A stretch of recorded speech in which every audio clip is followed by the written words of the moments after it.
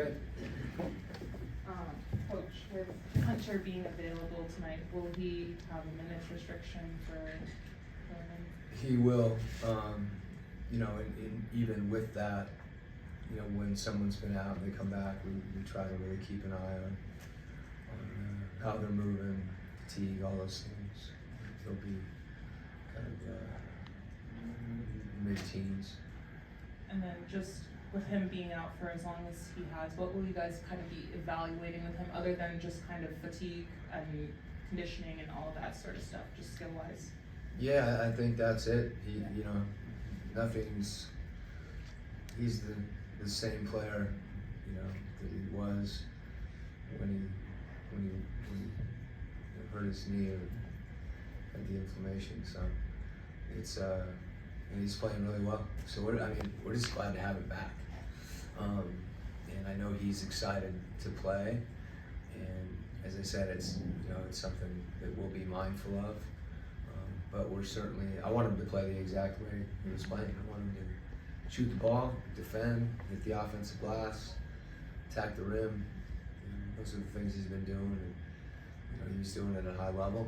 And I'm sure that'll be the case again. You know, it takes you a little time when you haven't played in a while, so we're not going to be making any conclusions based on how he plays. Q, you've been around this level of the game for a minute. Yeah. Is it hard to fathom someone who's played more minutes than anybody in the history of the game, like LeBron is, putting up these types of numbers at 39? It is. I mean, it's a credit to, his diligence and his conditioning and his professionalism. I don't know all the details, but when you know the numbers like that, you know that it just doesn't happen. There's things that he's doing that are just unique, and it's a credit to him. It's a remarkable thing, to be honest with you. Quinn, we're 9 days out from the trade deadline, and there's been all sorts of reports, as there are every time this time of year, every season. Obviously, there's been some reports linking the Hawks and the Lakers. We've asked the Lakers ad nauseum about their thinking on that side of things. Has that seeped into your team at all? Have you had to manage the rumors that are flying? Yeah, I shouldn't even have to answer that question. I think I've made it clear that I don't comment on rumors and speculation, and it's not something I get involved with.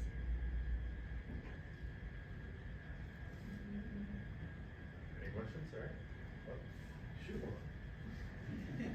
I was going to ask you for a Darvin Ham story, but Ooh, I got one. oh, I got a play it few. honest. No, he's got some on me too, so I gotta be careful. Get him up here and we can go back and forth. Okay. You mentioned LeBron.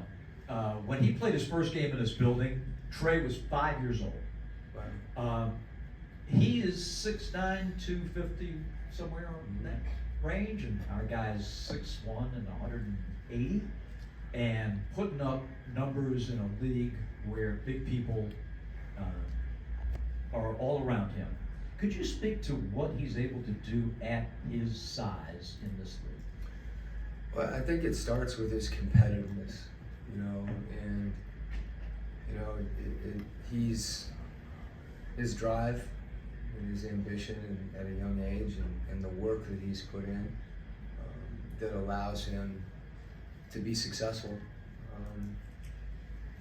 at that height and weight. So it's unique, it truly is. And I think it's a credit to what he's done to prepare himself, his skill level, and I've mentioned this a number of times, and you just look to see how many charges he's taken. I think there's a level of toughness that Trey plays with, even at, you don't have to be big to play hard and be tough and be competitive. And I think that drive is really what fuels that and allows him to have the success that he has. Hey Quinn, just wondering what the What's up? how you doing? Wondering what the prep is like with no Anthony Davis tonight. He's played all the 2 games this year, and how that impacts the matchup. Yeah, I mean, there's so many times, in the course of an NBA season that when an elite player isn't playing a game and you don't handle that the right way, whether that means you're not preparing, since your question.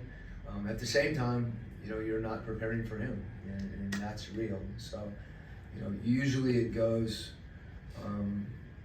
to the style of play and the things that that team does and that player does, and there's some consistencies, I think, with their ability to post and isolate and create opportunities for one another, and then really in transition. And some of the things that they're able to do there, pushing the ball, and the number of people that have it pass. So you don't want to diminish his impact, but they're certainly capable of winning no matter who's on the floor. And there's times when he's not in during the game, and you can focus on some of those situations and see if there's things that are different during the minutes where other people play and he's not on the court. And then just for your team, wondered what you think has been the main rise with Jalen Johnson. Like what has been behind how fast it seems like he's evolving as a 22-year-old? Yeah, I think it started this summer. You could, when I got here last year, you felt like you could see, the uniqueness, and the potential that he had, and the way that he approached his craft this summer, both on the court and also in the weight room. And you saw that in the early part of the season. When he got hurt, it's interesting. There's a lot of ways you can handle that, an injury. When you're playing really well and then you get hurt and then you come back. And I think there's a level of maturity that he has with his approach, and he's really coachable. I mean, jumped him for not running back in transition, and he's owning everything he's doing because that drive that he has. He wants to be really good and eventually great, and I also want to be careful that expectations don't get ahead of where he is. And I think sometimes when you get excited or enthusiastic about a player, I don't think there's a risk that that's going to happen to him. I think he's really level-headed, and and he wants to get better, and he's willing to work. So that's a good combination. Coach, I just wanted to ask you about the Lakers coming off a back-to-back. Has there been any talk with your team on furthering their fatigue level? Because I know teams do that to us all the time, try and run us into the ground. So has there been any talk with anybody about that? There's enough back-to-backs where, if that is mentioned, it's it's noting it. But as far as preparing a game plan, you may try to say we want to run more, which is pretty self-evident. Everybody in the league is in those situations, so you can't always make the assumption that a team's going to play tired. There's adrenaline and emotion and those types of things, and those usually play more of a factor than we think. Thanks, Coach. Okay.